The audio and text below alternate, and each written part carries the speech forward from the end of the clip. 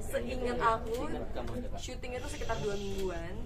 Karena kita udah reading dulu beberapa hari sebelumnya, jadi udah dipantengin sebelum kita syuting. Bahkan di reading pun kita udah tes adegan juga, tes take dengan tes cam segala macam, semuanya udah di prepare sebelum kita syuting. Makanya pas proses syuting tuh jauh lebih cepat. Paling kendala maksimal cuma di cuaca doang.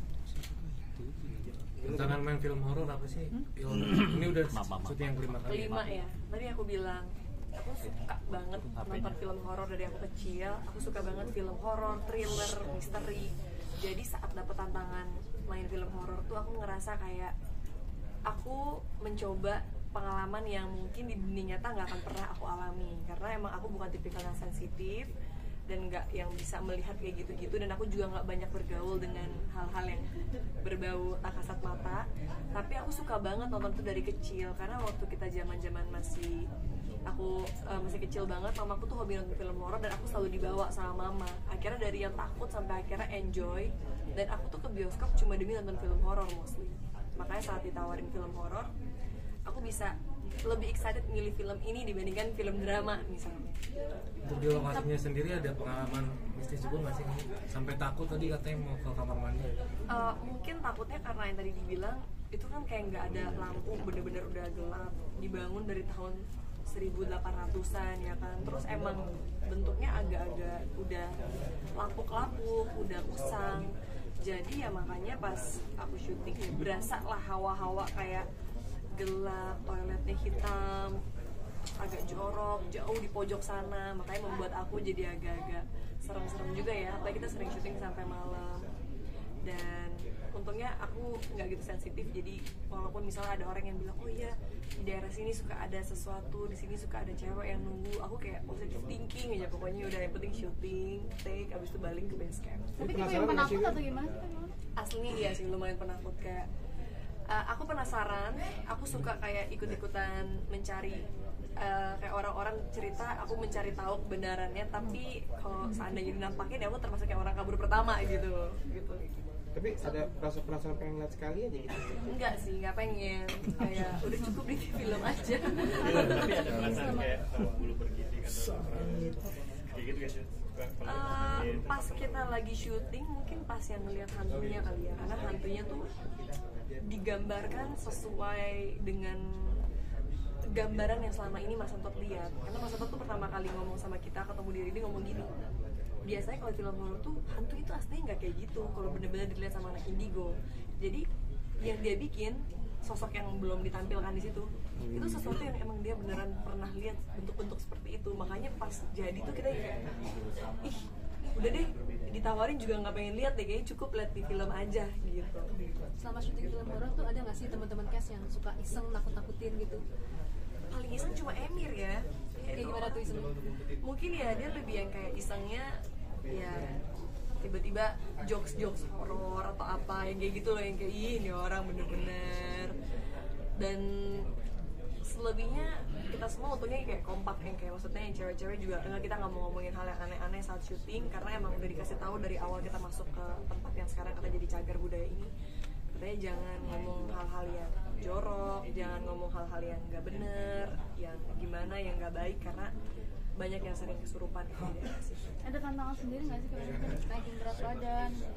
Kalau di sini enggak sih, untungnya enggak, karena nanti nonton aja, karena kan belum yang sampai melahirkan gimana. Ini kan kayak newly wedding kayak couple yang baru banget menikah, jadi ya belum yang signifikan banget. Kalau buat aku pribadi, peran di karakter horor yang di film horor yang kali ini aku mainkan itu emang lebih kayak relate dengan kehidupan sehari-hari, lebih kayak ya karakter manusia pada umumnya lah, bukan sesuatu yang lebay atau cuma ada di drama-drama. Tantangannya ada nggak sih dalam action itu? Mungkin lebih kayak gitu. Kalau tantangan di film horor tuh bagi aku lebih ke actionnya, saat kita ngelakuin adegan-adegan bersama sesuatu yang tak kasat mata, dan mungkin kita belum pernah punya pengalaman itu, jadi kita harus punya imajinasi dan harus punya kekompakan antara DOP, sutradara, dan juga pemain untuk menghasilin jump scare atau menghasilkan shot-shot yang meyakinkan penonton. Karena kalau syuting film horor kan terang-terang aja, tapi kayak pemain harus beneran seakan-akan takut padahal terang, banyak orang gitu. Itu serunya sih. Iya, tadi kan dibilang kamu kayaknya kurang pantas untuk main film horor. Sempet udah nggak sih dengar?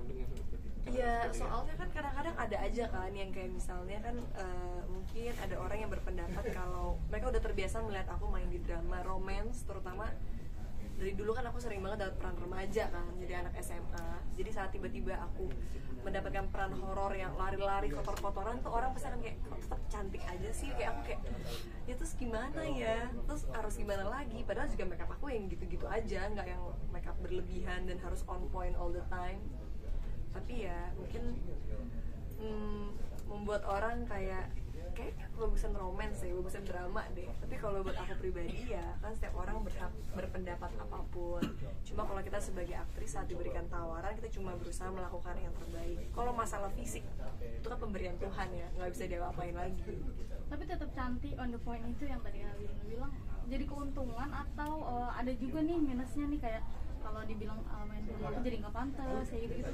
Aku pernah kan lagi pemutaran trailer film horor aku yang sebelumnya, terus ada kayak salah satu dari jurnalis yang kayak ngomong, tapi yang gue bilang dari awal mereka kalau udah cantik aja ya. Terus gue harus gimana bang?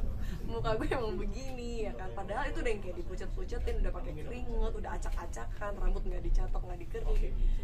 Jadi emang pada akhirnya menurut aku tuh kembali ke persepsi dan perspektif orang dalam melihat sesuatu, dalam melihat aktor dan aktris, dalam melihat sebuah film pasti akan berbeda-beda, dan pendekatan yang akan dirasakan setiap orang setelah menonton film Janji Darah pun pasti akan berbeda. Jadi ya yang penting kita niatnya baik, terus cuma pengen melakukan yang terbaik dan berusaha menghibur masyarakat Indonesia. Masalah nanti outputnya gimana dan respon dari orang seperti apa, ya aku cuma berharap semoga diapresiasi. Tapi itu disebut kelebihan atau justru ada minusnya juga? Nggak tahu juga ya, jadinya kayak aneh-aneh aja gitu komentar-komentarnya yang kayak lucu-lucu. Tapi aku menemukan komentarnya lucu sih, lebih yang kayak ini kok udah lari tapi mukanya masih begini ya, terus kayak mukanya mau berubah gimana, pencong-pencong tiba-tiba, nggak juga kan gitu.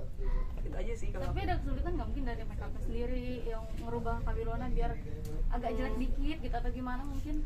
Kayak aku juga jadi pas aku syuting itu udah yang kayak Wilona kita jangan make up terlalu tebel ya, pokoknya kita make up yang soft aja. Oke, siap diatur aja. Jadi ya udah, kayak aku benar-benar memberikan kepercayaan sepenuhnya kepada orang make up di lapangan untuk melakukan apa di wajah aku atau style aku dan baju aku gitu. Feel atau pengen tadi bilang masih cantik, kalau pengen nyebarnya mendingan sekalian peran yang benar-benar orang nggak bisa lihat gitu. Pengen lu benar serem atau mau jadi setannya atau gimana? Problemnya nggak pernah ditawarin begitu sama produser ya. Mungkin aku selalu menghargai apapun keputusan dan juga apapun tawaran dari produser-produser Indonesia saat mereka memberikan tawaran ke aku, karena aku yakin itu udah berdasarkan pertimbangan dan diskusi mereka dan juga sutradara dan juga casting director. Jadi apapun yang mereka tawarkan, entah berupa skenario atau berupa karakter, dan menurut aku ceritanya oke, kerjasamanya bakal oke, pasti aku terima aja sih. Aku nggak yang terlalu kayak tapi nanti aku kelihatan ini lagi nggak sih, karena ya kebetulan tadi ujung-ujungnya fisik tuh bukan kita yang ngatur ya, kayak emang begini aja gitu, mau diapain lagi. Bingung.